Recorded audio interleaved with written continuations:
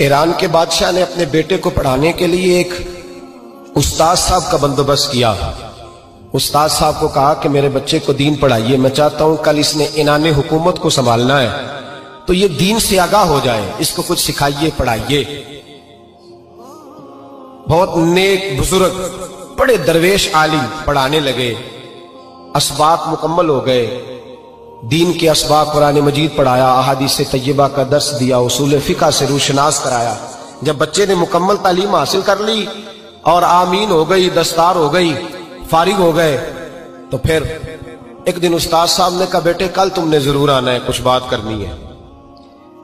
शहजादा गया मिलने उस्ताद साहब से। उस्ताद साहब ने कुंडी लगा ली, हाथ में दुर्रा पकड़ लिया, मार मार के पूरे वजूद को जख्मी कर दिया। कोई गलती नहीं, कोई बात नहीं, मारा। अब बच्चा आया आके बादशाह सलामत से कहा कि अब्बा जी समझ नहीं आई, बड़ा मारा है उस्ताद। तो सियाने थे ना बादशाह, यहां तो कारी साहब रोज कटहरे में खड़े होते हैं, मौलवी साहब आपने मेरे बच्चे को क्यों मारा है? आप 8,000 के मौलवी हैं, मेरा कई करोड़ का बच्चा है, सवेरे बदल लेंगे। खबरदार आपने बच्चे को हाथ लगाया, अपनी हैसियत में रहे माज़अल्लाह। जो कौमें उस्तादों को कटहरों में खड़ा करती हैं वो तरक्की नहीं कर पाती। जो उस्तादों को कटहरों में रोज खड़ा करते, कहा अब्बा जी बड़ा मारा है। तो वालिद बड़े समझदार थे, कहने लगे बेटा उस्ताद बाप होता है, वो ज्यादती नहीं करता, कोई बात होगी, मैं तेरे उस्ताद को कटहरे में नहीं बुलाऊंगा। अम्मा से बात की, अम्मा कहने लगी बेटा मैं तेरे बाप से कैसे बात करूं, डर आता। वक्त गुजर गया, 22 साल बीत गए, 22 साल गुजर गए, बादशाह का इंतकाल हुआ, शहजादा तख्त पे बैठा। पहला हुक्म ये दिया कि मेरे उस्ताद को बुलाओ, पहला हुक्म। उस्ताद जी बूढ़े हो गए थे, छड़ी के ऊपर टेक लगा के आए और भवें सफेद होके झुक गई थी।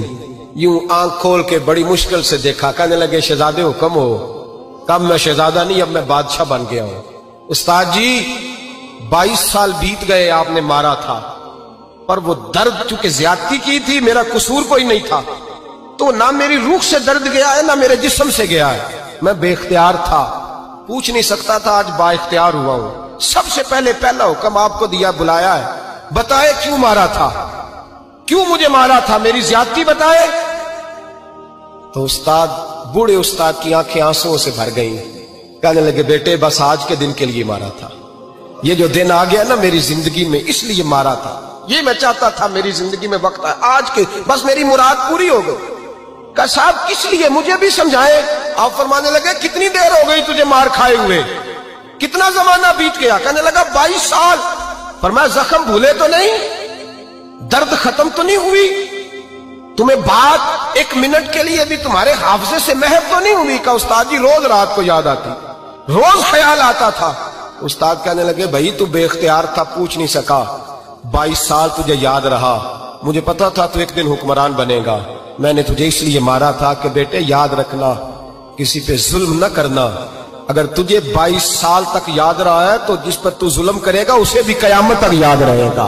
और ये याद रखना, तू आज बाइख्तियार हुआ तो तूने मुझे बुला लिया है, कयामत के दिन गरीब बाइख्तियार हो जाएंगे, मजलूम बाइख्तियार हो जाएंगे, वो बाइख्तियार होंगे लिल्लाहिल वाहिदिल कहार, रब करीम की बारगाह के अंदर उनका इख्तियार होगा, अकेले अल्लाह की हुक्मरानी होगी। फिर वो बुलाएंगे बड़े बड़े कज कुला, दुनिया में जिनकी पगड़ियां ऊंची थी वो सर झुकाए खड़े होंगे, दुनिया में जो डिक्टेटर बनते थे उनकी पुश्तें लाल होंगी, उनको गद्दार लिखा जाएगा, कयामत तक नहीं भूलेगा। जुल्म करना तो सोच समझ के करना, उतना करना जितना तुम सह सकते हो, इतनी ज्यादती करना जितनी कयामत में तुम बर्दाश्त कर सकते हो। मेरे नबी करीम सल्लल्लाहु अलैहि वसल्लम ने फरमाया जुल्म से बचो, ये कयामत के अंधेरों में से एक अंधेरा होगा। जिंदगी में ज्यादती न करें, अगर थोड़ी देर के लिए कोई चीज बर्दाश्त कर जाएंगे तो वो फायदा दे जाएगी, कुछ देर के लिए अगर सह जाएंगे तो नफा मिल जाएगा, सहने की कोशिश करें।